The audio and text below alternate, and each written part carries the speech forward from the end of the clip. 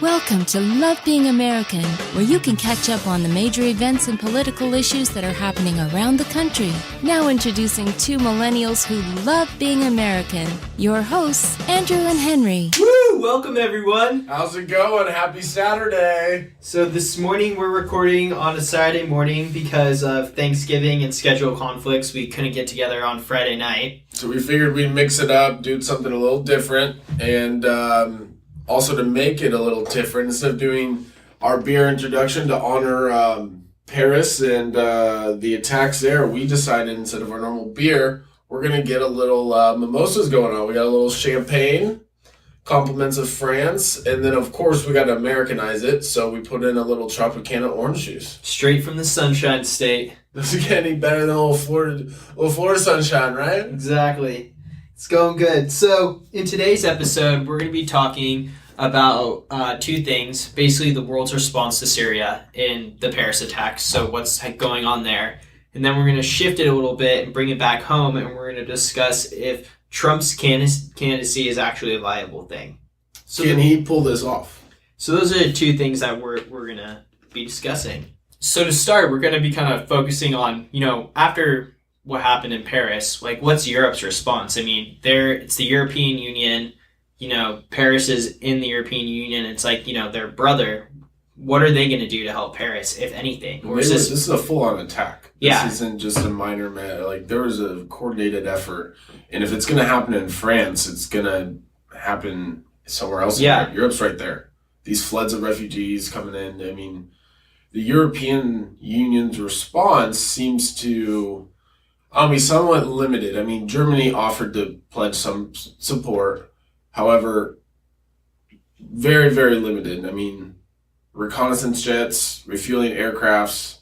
It's doing the bare minimal. It's kind of like patting your friend on the back and saying, here. It's going to be okay. I'm going to go tape up your ankle for you. Yeah. I helped. It's just showing the least amount of support you could possibly show. They don't want to get involved. And Britain doesn't want to get involved either. Yeah. I mean, all Britain has done is just talked at this point about what maybe rhetoric. They might do, if anything. Yeah, and it's kind of, it seems surprising that with how big of a deal this is made out in the media, and we're on the other side of the Atlantic in the United States. We got our own set of problems. We're more far away from this than them. We don't feel threatened. As much, yeah. I mean, especially, with the Greek passports that were found on some of these attackers from the flood of Syrian refugees, this is right on. It's at their back door. So why? And my question is, and even France's response, it seems to be pretty overwhelming. They got hope. Well, underwhelming in a sense. I mean, they could do more, but they went out and they made a big deal about this. They're doing something, which is better than nothing. But so far, no one's really come to their back. Within Europe, and I would argue even in the United States. Yeah, I mean, what have we been doing since the attacks? I don't believe if I read this correctly, we have not done a single airstrike since November 24th. And then before that, the United States has averaged about 7 airstrikes a day. Yeah. Now, when the Kosovo campaign in Yugoslavia that happened in 1999, the NATO-backed nations were doing 150 airstrikes a day in Yugoslavia. Yeah, from what I understand too, the U.S. I mean, you guys, every time we do an airstrike, you got to understand that it doesn't mean we're taking out a whole lot of Islamic State members or really doing any damage. We could be hitting dirt. Yeah, we could be hitting dirt. We could be hitting a lot of soft targets. And I read an interview with an American pilot who was flying airstrikes over there, and he said that there's so much red tape right now in Syria that half the time he leaves for a mission, he never shoots on anything, or he doesn't drop any or launch any of his missiles because he's there, he's approaching the target, and for some reason or another, some red tape or weird rule, they can't make a strike. They're not allowed to, American pilots aren't allowed to hit mosques. They're not allowed to hit schools. And these could be abandoned schools that, ISIS is using for cover. It takes a lot of red tape to go through. It's not like, all right, we're going to go bomb this place. It's how do you really know? I mean, obviously intelligence, but unless you're really right there without ground troops, not that I'm calling for that, but how do do we have eyes down there knowing where and who to hit? Yeah, I mean, as we saw in, what were the doctors? Or was that Afghanistan? The Doctors Without Borders. Yes. As we saw with Doctors Without Borders, for those of you who don't know what happened, Doctors Without Borders are doctors from all over the world who will go into war zones or combat zones and help victims of that area recover. So we had there's a Doctors Without Borders hospital or camp or whatever inside of Afghanistan, or was it Iraq? Honestly, off the top of my head, I don't know. We'll post the right one in the show notes. I want to say it was Afghanistan, though. Yeah.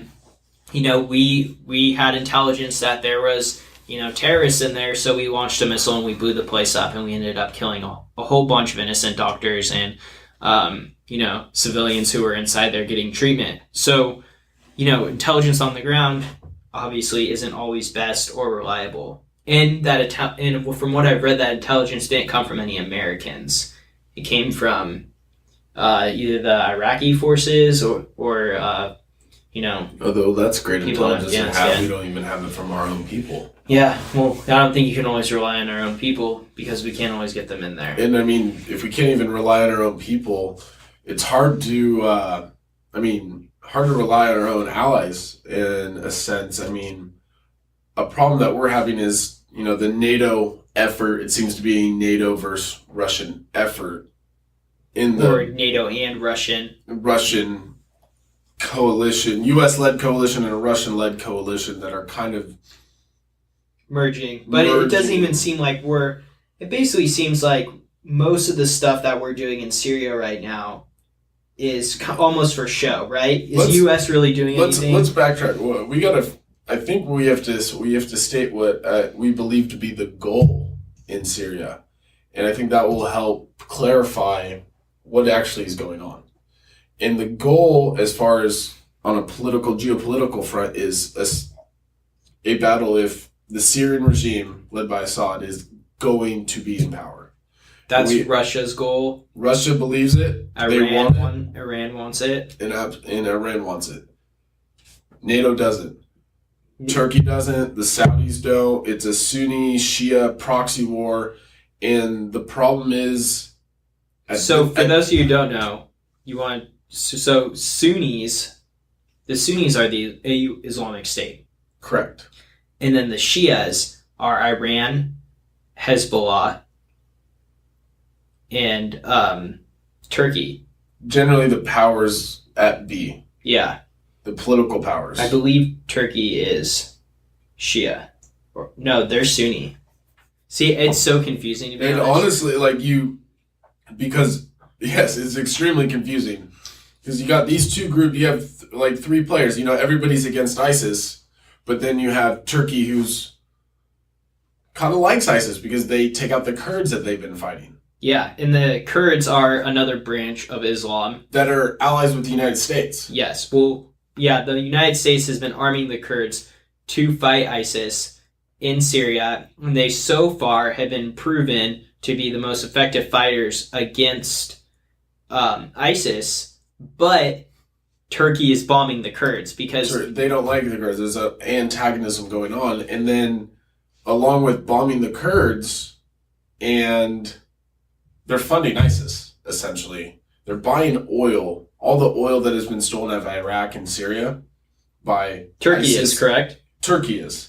I've read that estimates of $800 million of quote-unquote stolen oil has been bought by Turkey and then resold by Turkey to places in the world such as Japan. So, yeah, in which this doesn't make any sense. So, basically, Turkey, in a sense, is funding ISIS, but we're all friends with Turkey because they're not willing to step up and not buy their oil from ISIS. Right. So we have a similar goal with Turkey is to get rid of Assad. That's been in Turkey's goal for a while. They do not get along. Now, how do we propose that we get? So I guess my problem with this is, who are we trying to get rid of? Assad or ISIS? Well, I think if you're NATO, you're trying to get rid of Assad and ISIS. If you're Russia, you're just trying to prop up the ISIS regime because... Assad regime. Yeah, the Assad regime. Because that's basically Russia and Iran's investment is Assad. Because they have an ally then in Syria, which gives them access to the oil and all the resources that are there. Yeah, without Syria, Russia doesn't have a route to the Mediterranean. Yeah, and the problem that we're facing, I think, and why no one's been taking a more aggressive approach to this is because we saw what happened in Iraq after we left, right? So after we left Iraq, ISIS basically was able to rise into power and form. So, we created a beast. Yeah, we in a sense created a beast. So what would happen in Syria? Would a bigger beast be created? We thought Iraq was messed. At least Iraq was. I mean, Saddam was saying nothing. I'm not saying anything that he did was okay, but he had control of the region. He had some stability in the region. He kept the terrorists out in a sense. He was a terrorist. He terrorized. Yeah, he was a terrorist himself. But it was one terrorist. Yeah. Now we're dealing with Al-Nusra, Al-Qaeda, ISIS. So many people. Everyone has a hand in this. This is Syria. It's literally, it's a free-for-all. And what's interesting... There is no players really... There's no control of that region whatsoever. We like to think that, we're helping or we're doing this and that. We have no control of that region. Russia doesn't have control. Syria doesn't have control. It's a ticking time bomb. Exactly. And then you have these things that are happening with Turkey. Like with Turkey, they downed a Russian jet because there's no control of the airspace. So for those of you who don't know, earlier this week, Turkey, Russian jet supposedly came into for Turkish... 17 seconds. We're told 10 times. Yeah, came into Turkish airspace, and Turkey scrambled an F-16 to shoot down the Russian... It was a Su-130, I believe, and it's just basically a bomber. And so they struck it down. Su-24 bomber. Yeah, an Su-24 bomber. And Turkey shut it down, and basically both pilots were killed. No, the navigator survived it. Oh, the navigator. So this is what happened. But a Marine was killed. Yeah, so this is interesting. This is what happened. On November 24th, a Turkish F-16 shot down a Russian Su-24 bomber, which supposedly had been bombing ISIS positions. So when they got shot down, both the pilot and the navigator of the Su-24 ejected, and the pilot was killed by a militant group that was while he was parachuting to the ground. And then a rescue operation for the Russian navigator was put into effect. And this is interesting because this rescue operation was led by Iran. So... all the way by the Turkish border. Yeah, so this was led by the Iranians, and apparently some Americans were involved in helping rescue the pilot too, because a Marine died. A Marine got killed. We don't know what his position was, but a Marine died while providing cover fire to the rescue team in the drop zone. And there was also a helicopter that was lost after it was hit by an American-made anti-tank tow missile that the terrorists were on with. Yeah, and what terrorists were they? Yeah, it's not clear what terrorist group this was, but the terrorists got this because the Syrian army, the Free Syrian People Army, that's against the Assad regime, we basically gave them a bunch of Tau missiles to combat their tanks, and Russian tanks too. So, it's so crazy, it doesn't even make sense half the time why a Marine was assisting in rescuing. And I'm surprised that's not more out there. Yeah. An American troop was killed? Yeah. I don't know why this isn't getting bigger coverage. So an American Marine was killed while rescuing a Russian with Iranians. That's kind of strange, right? That's completely contradictory as to what's going on. Why there seems to be it seems so uncoordinated. But then you hear these little bits and pieces that seem to if we're supposedly don't agree with Russia and Assad, but according to this report, We were more than willing to help out recover a Russian personnel. Russian personnel that was shot down by a NATO member. And for all we know, this could have been no, I was going to say it could be like a Marine undercover or someone who's just in the area, but no, that's not possible. No, I don't think this has happened. I mean, we have this is very confusing in the sense that... Well, the most confusing part is a Marine died. Weren't we not supposed to have boots on the ground? No, don't we not have boots? Well, we do have. Obama did call for the special forces troops. Yeah, so special forces, but to train, not to combat. So what is a Marine doing in there who technically? I mean, a Marine. Not that I don't think that they're very trained individuals, but when I think of special forces, well, yeah, you're thinking Navy SEAls or Army Ranger, Green Beret, Navy SEAls. Yeah, Marine tactical. The Marines are the first guys in. Those are the dogs of America. They're going in there. They're getting everyone. Absolutely. The Marines are the most badass people we have. So we supposedly don't have boots on the ground, but we had a Marine that was killed. Doesn't make sense. If you've been following what's happening in the media, that's weird that there's a Marine killed. So Turkey shoots down this Russian plane, and I was on Twitter seeing what was happening, and people start trending. Oh, it's World War III. People take this to the extreme. It's not. Yeah. Russia could not fight a world war right now like they could in World War II. They do not absolutely have the resources or the time for it. Could they fight it in the Middle East? No, I don't think they could fight it in the Middle East. You think they could fight? There's no way they could fight a war with Turkey right now and the war with Assad. I don't think they could juggle both. But that being said, Russia did do, in response, other than the rhetoric that was said, they did do a major power move. And what they did was they basically moved this anti-air missile system called the S-400 into Syria.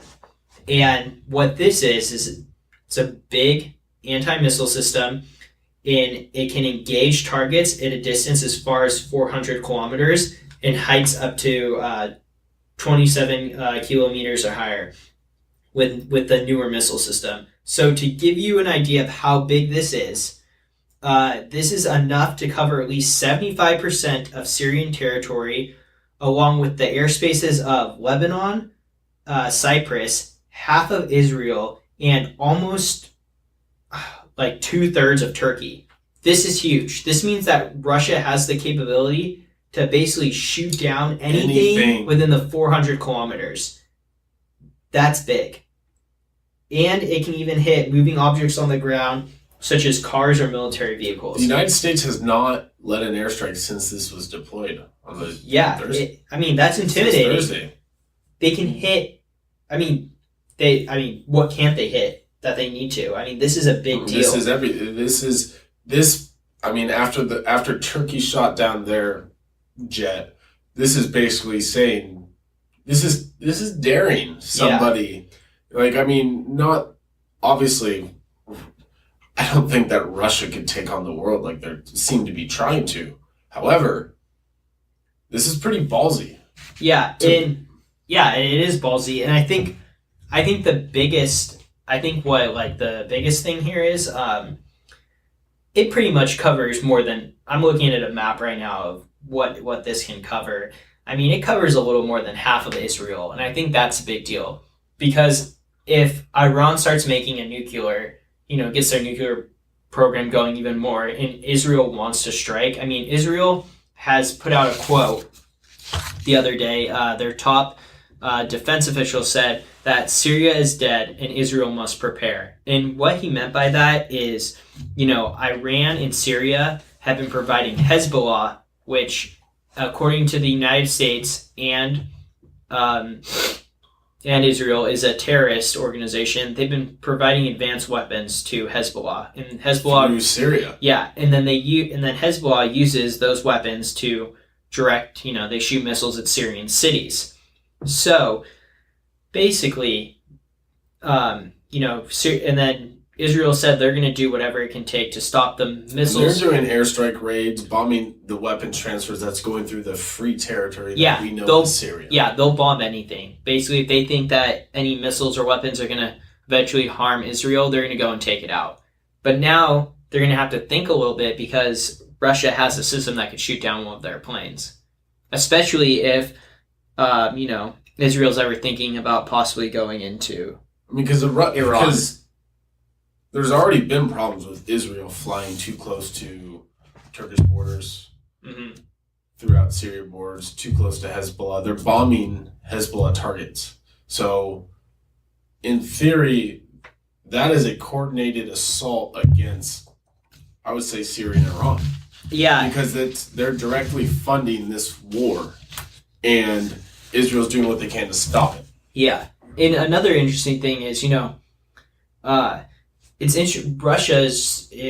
really think that Russia's only move here is he just wants to keep Assad in power. Because, in a sense, ISIS attacked Russia with downing the plane. And then France and Russia agreed to exchange intelligence on ISIS after that. And then the other thing that's happening is, so Russia is, so Tel Aviv, which is, the capital, like where it all goes down in Israel, has been, talking to Moscow and Russia and been coordinating with the Russians. So it's making Israel work with the Russians, which is interesting. And Russia seems to, in a sense, be working with everyone. But then at the same time, they sneak in this huge defense system. I mean, honestly... Well, not even just that. I mean, the Russia likes to seem like they're helping everybody. They're battling terrorists. They've specifically not been attacking ISIS. There's estimates that 90% of the Russian airstrikes are just targeting anti-Assad rebels, which are the ones that are being funded by Western powers. Yeah. So basically, every time that Russia says that they're attacking a terrorist, they're attacking the people that essentially the United States and the West is funding to combat ISIS. Yeah. And I mean, I would say in theory, that's basically fighting us. If that's what we're putting our money in to fight a certain group, and they're attacking the group that we're funding, monetarily, they're attacking us. Yeah. And we're doing nothing really to combat it. And then we have Israel, probably our closest ally, who's coordinating, I would arguably, better with the Russians than us. This is a very divided and honestly just terribly confusing battle that's going on. You know what? It's weird because to me, like Russia moving that, S-400 system in there, that's a move we should have done, right? The Americans should have done something like that. Why didn't we put one in Israel? I don't know. I mean, we have the missile defense shield, but and you're telling me that we don't know that Russia, they airlifted these things into Syria. You're telling me that we didn't know beforehand that that's happening, or we didn't see that thing flying through our radar? And maybe we do have something like that in the Middle East. And if any of you listeners know, let us know and put it in the comment section, and we'll make sure we include it in the show notes. But as far as we've been looking, I mean, we're really taking a back seat here. We're really just kind of just almost hanging out, just seeing like, let's let this thing play out. But how long is this going to play out? I mean, Obama's been letting it play out for a couple years now. Yeah. And then we have a presidential election coming up in about a year, and this isn't going to be solved in a year. There's no chance. No. So what does that leave? I mean, how does that leave this potential next president of the United States to deal with this problem? Because we don't have a clear-cut plan, and we're not executing much. Well, let me ask you this. So before we carry on, what do you think we should do? What is our country doing right? What are we doing wrong? And I don't know, if you were president, what would you do? That's honestly a huge question to deal with. I don't know all of the information, all the pertinent facts, but from my my simple-minded perspective, this is what I would say that we are not doing that needs to be done. We are doing a rhetorical war. We're just speaking against what we do not believe in.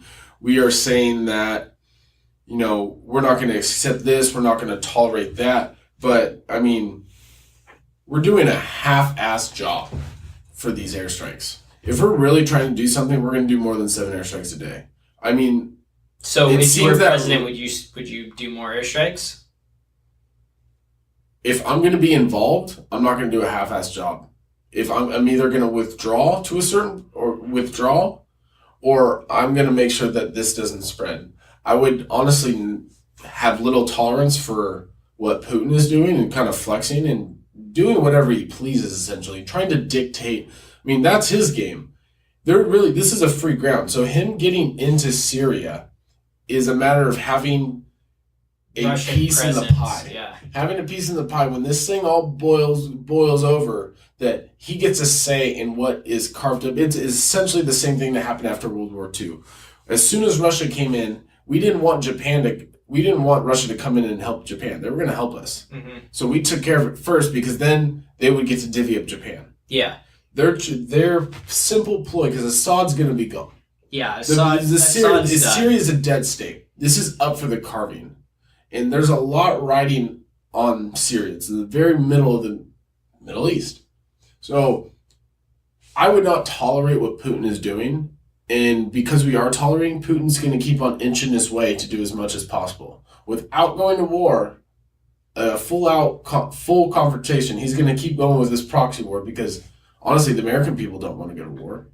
No, I don't. You don't want boots on the ground. I don't want boots on the ground. Yeah. But if we're going to... But I don't think we should do a halfway job doing this. So you think we should step up and do more airstrikes? Either do something or do nothing. Either protect, I would say, our ally in Israel and back them up and make sure that they're protected and just let these guys just battle out. And then maybe once they battle out and hurt themselves enough, then maybe we can step in. But doing this halfway job is causing more problems than it's solving. Agreed. I think that, it's a difficult position to be in, but if you're going to make the calls, I think, what we're doing right now is just, it's rhetoric, it's for show.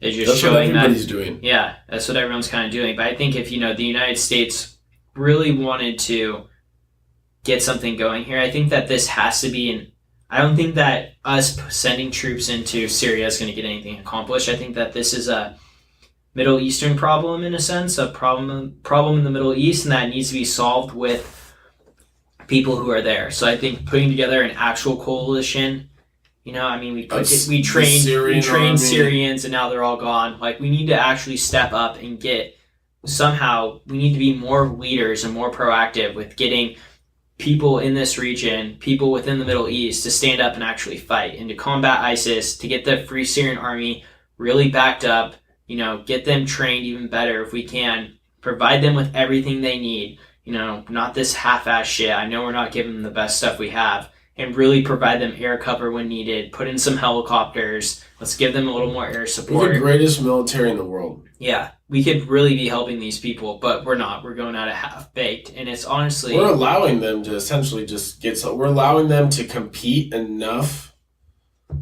to keep fighting, but not to win. Yeah, in my opinion is Obama is just, and it all falls down to Obama. He's the head guy. It all falls on him. Commander-in-Chief. And I think that he's just egging it on, just kind of putting enough in there to pass on this problem to the next administration. And he's like, they'll handle it because he doesn't want to get involved in a he has major his legacy conflict. at stake. Yeah. He's got a year left. He's thinking about his presidential library in Chicago, and that's about it. So where does that leave us with the next president? What do we expect them to do, and what do we think? Who will be our next president? Who will be our next president, and what do we think they will respond to it? So I guess that's a good transition. We'll shift to we're going to talk about, we obviously know right now that Hillary is the go-to girl for the Democrats. And unless she really messes up. She's not going to mess up. Unless, my only thing would be, unless somehow Bernie Sanders pulls a Hail Mary pass and gets, he takes Iowa, he takes New Hampshire, he starts taking states, he somehow is a total underdog, defeats Hillary. But he is the only chance, and he would need basically... Well, yeah, he's almost the only candidate. He would need a huge, young, college-oriented voting population. Millennials, he need us. He would need us. To turn out for him in record-breaking numbers if he wanted to win. which is possible. I mean, we're all. I Possible. think we are definitely. You know, We have the we have ability the to yeah, do we have it, the. but it's a matter of if We're gonna any vote. of us are gonna vote. Yeah. Obviously, I'll vote, but the Yeah, majority of millennials don't. as of right now. As we get older, that'll change. Absolutely. But, you know, it's getting them to turn out. So then so we know Hillary's the go-to girl. She's the one that the Republicans are going to go after and who we're going to be competing against or who they're going to be competing against. But, you know, who's going to be the best for the Republicans? And that Who takes can us beat Hillary? And right now in the polls, Trump's ahead. So we're going to talk about, you know, and Trump's sort of this anomaly. And, you know, we want to discuss, is he for real? Like, is Trump, could he actually be President Trump? He isn't his company, but could he be President Trump of the whole world? And to give you a little background, as of November 19th, Trump leads in the polls on almost every single poll. So on average of the, you know, the 4 or 5 major polls, he has 27% of the polling data. Second to him is Carson with 19.8%. And then after him is Rubio, who surged tremendously after the last debate to 12.5. So that was polling data reported of the November 19th.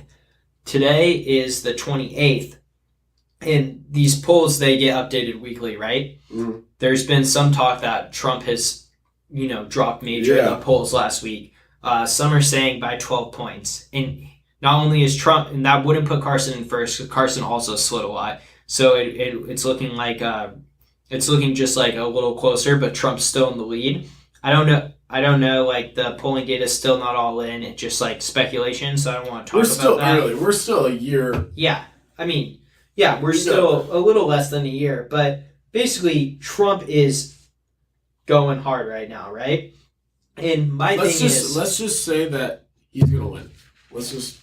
I don't even want to go that far because I don't think he's going to win personally. But I want to talk about, you know, is he right for this country?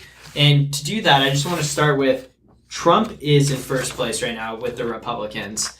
And, you know, after all of this stuff that he said, you know, it's pretty crazy that he is, you know, that he's still in first. His comments, pretty awesome. I mean, these are very entertaining comments. I'm surprised that he has said some of the things he said, and I wouldn't say it's awesome. But it's humorous. It's humorous. Yeah, It's very humorous. So, let's just go over some of the quotes that Donald Trump has said. An extremely credible source has called my office and told me that Barack Obama's birth certificate is a fraud. Okay. Obviously, that's not true. Like, he's just totally going after the birthers. He was going after that for a while. Yeah, if you guys remember back in 2012, he was like gung-ho on proving Obama wasn't, you know, born in this country, which is, I don't know. Yeah, that's just a waste of effort to me. Here's another thing. This is my favorite. He uses this line all the time. I will build a great wall, and nobody builds walls better than me. Believe me, because, you know, he's built so many walls keeping out people before. I'll build them very inexpensively. I'll build a great, great wall on our southern border, and I'll make Mexico pay for that wall. Mark my words. Notice Mexico, who has no control. I mean, that might as well be Syria with the way they control their country. And he's going to get that coordinated. He's going to argue with the cartels and be like, hey, El Chapo, build me a wall. Yeah, I mean, he usually, like, Trump is all about, like, he's almost like a joke in the sense where he says, like, it's like a comedy skit, you know? Like, I'm going to make Orange County great. I'm going to bring thousands of jobs here. I'm going to, you know, send all the welfare recipients back to Mexico. I mean, and then everyone cheers him on thinking he can actually do it. Yeah, he's an entertainer. Yeah, he literally just uses rhetoric and goes. And then who's gonna pay for this wall? I believe Congress controls money, right? Is he gonna make an executive order with like $1 trillion wall? Mexico's gonna pay for it somehow. He's going to get Mexico to pay for his wall, but he doesn't ever state how. he said so many degrading marks against women, against And his track Latinos, record against with women. Mexicans. I read that there was 100 African American pastors that were going to go back him up. Okay. Christian pastors. And I mean, with these comments you're about to read, it really boggles me that there is a segment of the Christian population that are going to support Donald Trump in, I would say, his arguably, less than moral perspective on life. The evangelicals. The evangelicals, with the way, I mean, read the response. Can you read that? What he said about women? I mean, I don't have anything here that he says specifically about women in general, but here's a few things he said about women. Ariana Huffington. So for those of you who don't know, Huffington Post, Ariana Huffington. He says, Ariana Huffington is unattractive both inside and out. I fully understand why her former husband left her for a man. He made a good decision. Like, that's... Like, I mean, I can't believe her husband left her for a man. Yeah. I can't believe you just said that. And here's another one. He says, it really doesn't matter what the media writes, as long as you've got a young, hot, and beautiful piece of ass. He was talking about his wife. So, all right. How many wives does he have? Or ex-wives, ex-girlfriend? He's got a few kids. Yeah, I don't know. All with different... Are they all? No. He has a few different kids with different women. It wouldn't surprise me. And then, all right, here's the last one. If I were running The View, I'd fire Rosie O'Donnell. I mean, I'd look at her right in that fat, ugly face of hers and say, Rosie, you're fired. I mean, they've had a long feud, whatever. Most of that's publicity. But, he consistently talks down to women, which, is obviously unacceptable. But the fact that he keeps saying these crazy things and rises in the polls is just, he's really appealing to, I want to say, like, middle America, like, lower class. I mean, it's like blue collar. He's just the normal blue collar worker. He's shooting from the hip. Yeah. And people are digging it because maybe they're just tired of the rhetoric that Obama's been promising, and whether he's been delivering or not, it's up for debate. But I just think he's appealing to a different mindset. He's appealing to, let's just wing it. Let's give it a try. I'm funny. At least he thinks so. He's funny. He thinks so. He's entertaining. Like, it's comical, the things he says, but I don't necessarily think he's funny.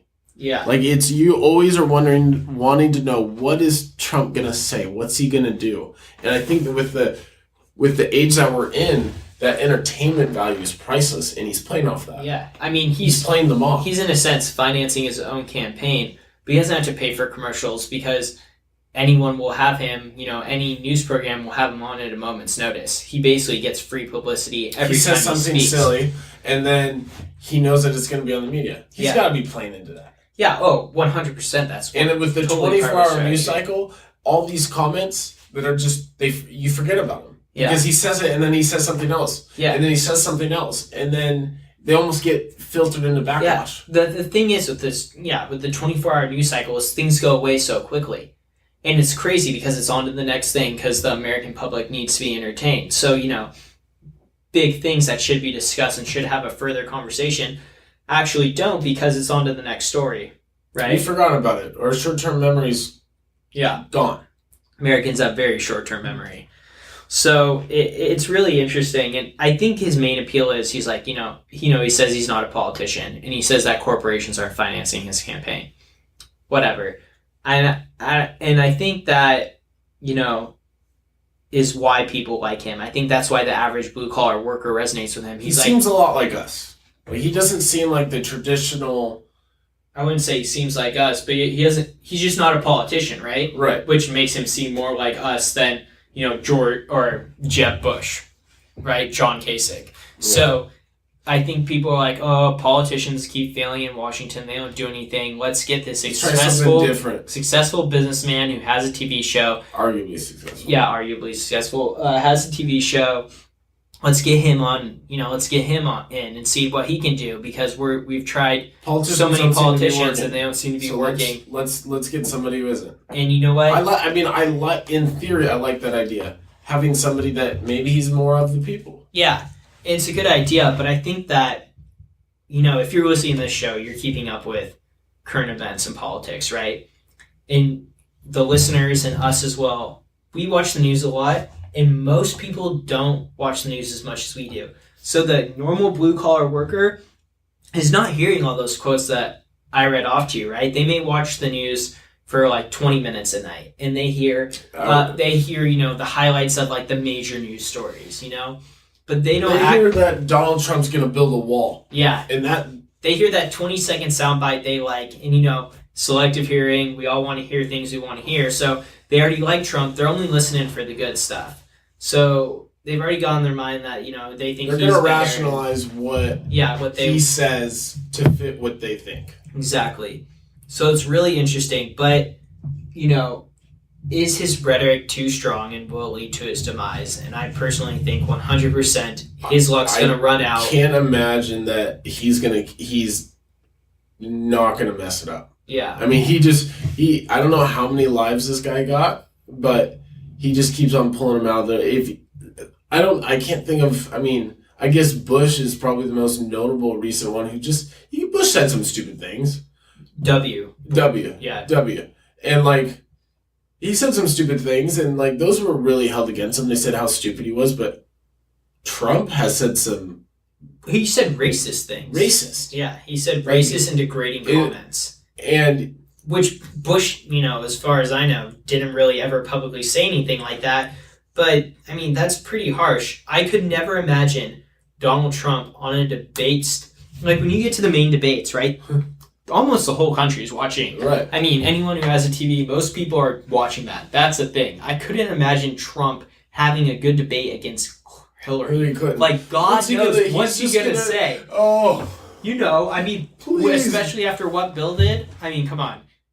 Trump's got ammunition for days, right? He's got so much ammunition. That's his strategy. He just attacks. Yeah, and who knows what's going to slip out. He does not seem to have any control no over his mouth. Especially whatsoever. him on Twitter, right? He's like the worst. Twitter is the worst thing to happen to Trump because the stuff he says. You can't hear what he says. No. So, it's really interesting. Personally, I think he'd be a horrible president. He personally has never been bankrupt, but many of the companies he has run has gone bankrupt. I don't think I want that guy leading our nation if he's bankrupt to several countries already. I don't even care about that. Everyone's investments go bad. That stuff happens, but I'm just saying, if you're the president of the United States, you can't talk with that strong of rhetoric that he talks about. You can't go and say, we're gonna bomb China. He can't have that ability. Yeah, but your words carry weight, and his words right now don't carry weight. The fact that he is so popular after making these statements, that he doesn't have the power does he have the power to make Mexico build a wall? No. Does he have the power to go bomb China? Maybe for, what is it? He's got Bush did it for a month. You got what? But Congress can cut your spending. He keeps doing that. There's no way legally he can do it unless he did. Bush didn't bomb China. No, but he with Afghanistan. Technically, Congress never declared war. Yeah, but you said Bush bombed China. Oh, I'm sorry. Yeah, I didn't mean that. Sorry, I got my words mixed up. Anyways, he doesn't have the power and ability, and the fact that the American population is illiterate in the political sense to not know that he doesn't have the power to do the things he's saying, and that they're going to get his ratings are continuously going up. That's what bothers me. And I don't think he would be a good president. I can't imagine him. It's hard for me to imagine him being elected, but if he's still around at this point, he's pretty far. Who knows? Yeah. Who knows? We don't know. It'll be interesting to see. After the last debate, Rubio and Cruz are on the rise. I'm honestly shocked. Bush is the only reason Bush is still in this jeb is because he's got money. But it'll be interesting to see where Trump goes from here. I have a feeling that his rhetoric's going to catch up with him, and he's eventually just going to go bye-bye. He's going to go down in the polls, especially when it gets to more of these general... But who do you think could upseat Hillary? I have no idea. I mean, Rubio, I think, could, because he'd get the Hispanic vote. The only thing to me is I don't know. Ted Cruz is an interesting candidate because I know from people I've talked to that his campaign has run really well, and he's got an Obama insider who he was pretty high up in the Obama political campaign. I can't remember his name. They interviewed him and they said, who are you most impressed with right now out of the Republicans? Who's running the best campaign? And he said that Ted Cruz by far has the best campaign and that he's really impressed with what Ted Cruz's organization has because he has it set up so he can expand rapidly and that he can take these states. So that's really interesting. I mean, Ted Cruz is a Tea Party guy. He's not part of the Republican establishment. Yeah. It'll be interesting, but I see Rubio doing pretty well. I think he's a little young in my opinion, but I think he's a good guy. With that Hispanic group, I would say he can make a run for it. Yeah, I think so as well. It'll be interesting to see, I don't think Trump's going to be the Republicans guy. I kind of hope not. I'm not a fan of him. Yeah. I honestly think if you're a Trump fan and you're out there, I think you need to really look at what he's saying because his words might not carry weight, but in a sense, like that's who that guy is. I mean, he's speaking from what he's saying. He's speaking he has no filter. He's speaking for the first thing on his mind, and he believes some of it. He believes it. Yeah. I mean, he's not saying. I believe he thinks he can make Mexico pay and build for a wall. Yeah, I don't know if he actually can. I mean, he wrote The Art of the Deal. That's cool. I could probably write a pretty good negotiation book myself, but I don't know. I think it's going to be interesting to see. My prediction here, a bold prediction. So I think that Trump and Carson are going to drop in the polls in the coming week. And I think you're going to see I think you're going to see Rubio and Cruz take the place of Trump and Carson temporarily. And I think you're going to see Farina, eventually Trump, Bush in the polls. And then I think that, I don't think that Huckabee, Kasich, Christie, or Paul are going to go anywhere. I think that they're going to eventually drop out. And I think what we're going to kind of be left with is Trump, Carson, Rubio, Cruz, and Bush. Farina is the top 6. And I think it's going to get narrowed down from there. And I'm praying that Carson is the first one out because I really don't like him. So I think Bernie's going to win it. He just got Killer Mike to represent. For all you hip-hop fans. Killer Mike? Dude, he's your rapper's favorite rapper. Killer Mike? He's not. Oh, absolutely. Who's my favorite you rapper? You know Killer Mike, dude? No. What's one song that Killer Mike has written? If you've heard of Killer Mike, leave us a comment because I've never heard of Killer Mike in my life, and I listen to hip hop. An OG. He's old school. How OG? How old is he? He's like been in the 70? game for like 25 years. Okay. He runs. He's very political. He's basically a very politically involved hip hop mogul, and his like way, Jay-Z. No, Jay-Z's not politically involved like Killer Mike, and Bernie's he's in the hip hop world very politically involved. People look up to him for his political insight. He doesn't support any candidates, but Bernie Sanders was able to convince Killer Mike to speak up for him. And I mean, obviously, I don't know if that's going to overthrow Hillary, but in the hip hop world, there's a young generation behind him. If he can capture that young vote and he can get those college students going, I think he might be a sleeper. I think he might have a chance. I think he's a sleeper, but I guess we'll have to wait and see. So now on to our next segment, which is going to be the pinhead of the week, and you can start that out, Devin. Scumbag of the week. Yeah, We'll call this one Scumbag of the Week. Jared from Subway is our Scumbag of the Week. Honestly, it's hard for me. It's really despicable. Like, the whole setup, I mean, I commend the reporter. For doing this, coming out with this. But basically, Jared from Subway, if you guys don't know, is getting thrown in jail for a very, very long time for... 18 years, was it? 18 15? It might be 15 and a half years. For child pornography, and he had child pornography. He was this reporter framed him and set him up to basically have sex with her daughter. Yeah. And set him up and was able to have him, thank God, have him arrested. Obviously, he's been involved in this stuff before. I mean, some of the stuff, you can look it up. I don't want to get into it, but some of this stuff is sickening and is really just perverse and wrong. So, a quick story for you. My girlfriend's roommate, who I won't say her name, was she's like she go work at promo events. She was like a fitness, not really a model, but she'd hand out like samples at like trade shows and whatnot. And she was 18, I think, doing this. And Jared from Subway was there and like totally stalked her online, found her on Facebook, messaged her. And she has like this whole story about how like Jared from Subway kept trying to hit on her and stuff. And I mean, she was 18, so I don't know how old he was. So she was of legal age, but it's still kind of interesting. Then she just would always talk about how creepy he was. And yeah, it's interesting. Dude, I mean, that's obviously he's walking a line and he crossed that line.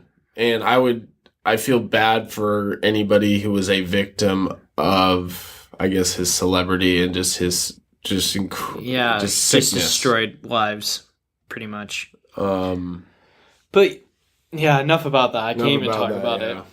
All right. Well, thanks for joining us. This is the 3rd episode of Love Being American. More to come. You know, we're still filling this out, getting everything going, trying to get the sound right for you. So the more we do it, the better we get. The more you like it, the happier you are, the happier you make us. Yeah. So tell us what you love or hate. Leave it in the show notes. The more comments, the merrier. We really would like to hear your input. We value it tremendously. Yeah, what you want to hear more of, let us know. And with that, I'm Andrew. I'm Henry. We love being American. Hi, everyone. It's Andrew. I just wanted to say that if you enjoy listening to our show, we'd really appreciate it if you could leave us a 5-star rating in iTunes. That really helps other people find the show, and it also helps boost our show rating. You know, if you're a regular listener and want to keep listening to episodes each week, we also recommend that you subscribe to our podcast. That will also help get our show rankings up, and it makes sure that you get the episodes on the day they come out. Every morning, they'll be automatically downloaded right into your podcast feed. Again, thank you for taking time out of your day to join us, and we really appreciate you tuning in to listen.